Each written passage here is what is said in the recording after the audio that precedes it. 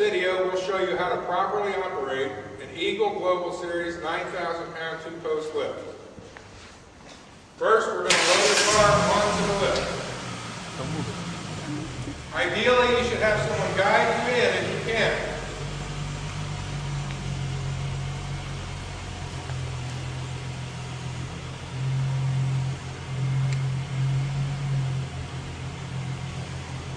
We want the car to be centered from side to side, properly positioned from front to rear.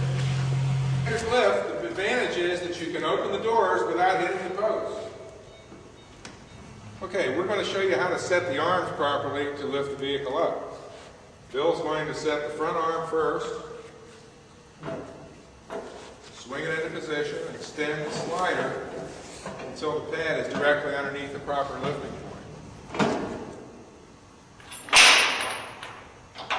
Notice Bill's taking an extension out so that he can raise the pad height up so it can properly contact the frame before the arm will hit the rocker panel of the car.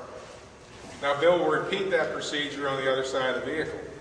Now we want to raise the lift just until the pad will almost touch the vehicle. And we'll recheck our arm position. Now we continue to raise the vehicle.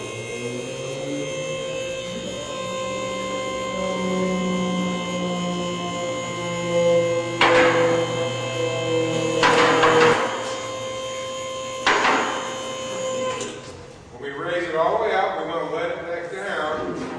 We're resting on the last mechanical safety stop. Okay, so we have the car fully raised now. This is good working height for someone that's my height or taller.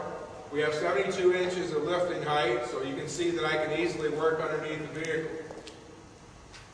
Now, if you're going to remove any major components, you should use the jack stands, which Eagle does sell, that you can support underneath the axles, front or rear. When you're done working on the vehicle and you're ready to lower it, raise it back up off of the safety stops. Pull your safety release cable underneath each carriage.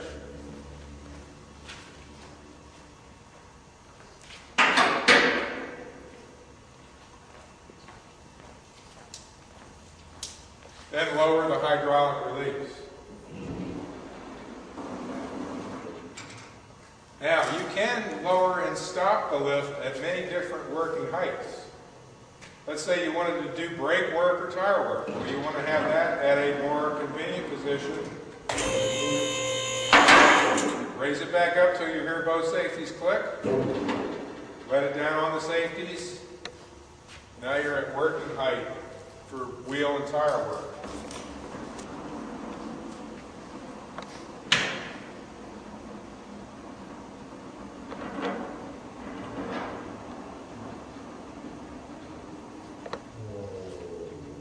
When lifts are new, they will be tight. When we get to the maintenance portion of our video, we'll show you how to properly lubricate the lift.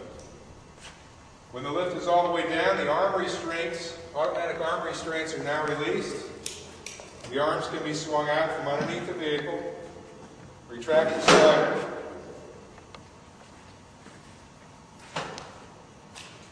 Notice that both arms store to the rear on an asymmetric lift.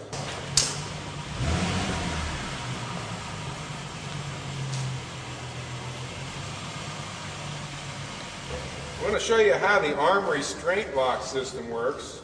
As you raise the lift, notice there is a gear on the arm and a gear on the carriage. These are spring loaded, so when you raise the lift up, that gear automatically engages the gear on the arm, which prevents that arm from traveling horizontally. When you lower the lift, the rod automatically disengages with the arm to allow the arms to swing freely.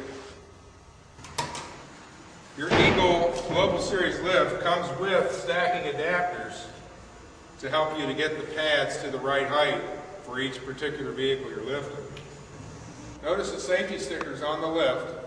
Pay attention to all the warnings and all the cautions. These will help you to enjoy and safely operate your Eagle lift. All lifts require periodic maintenance and lubrication. We're going to show you how to properly lubricate the inside corners of the posts. Bill's going to spray white lithium grease on all the areas where the nylon rub blocks would ride up and down inside the column.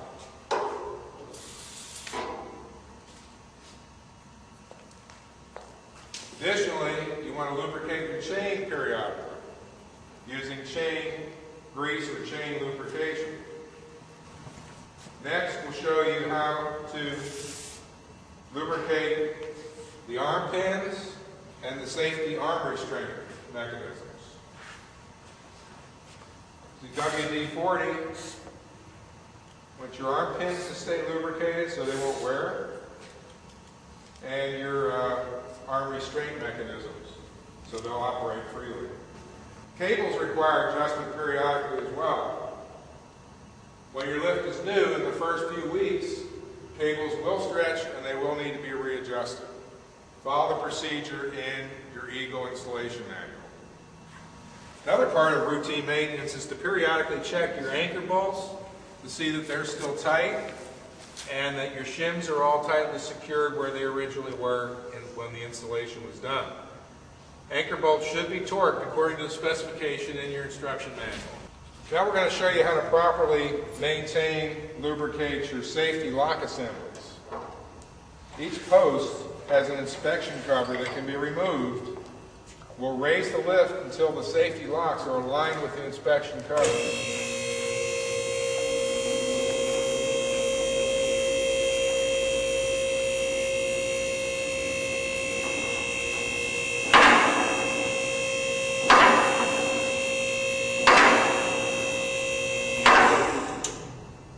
Here we can see the safety latch, and first we saw the spring go up inside the column. Bill will lubricate the latch with WD-40 or white lithium grease. Other thing to notice as you're doing this maintenance is to observe whether or not the safety latches click and sync with each other. Notice they do. If they didn't click and sync with each other, that would tell you you need to adjust your equalization cables until they did click and sync. Again, follow your procedure in your Eagle installation manual.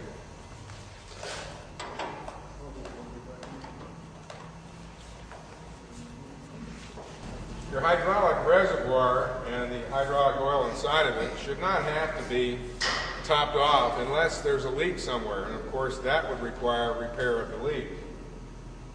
Periodic checking of the connections to make sure there is no leakage is probably a good idea.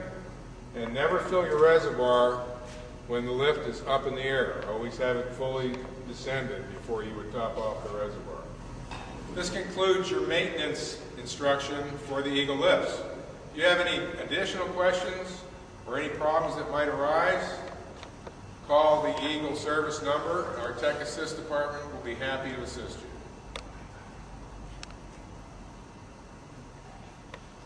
Thank you very much. We appreciate your business.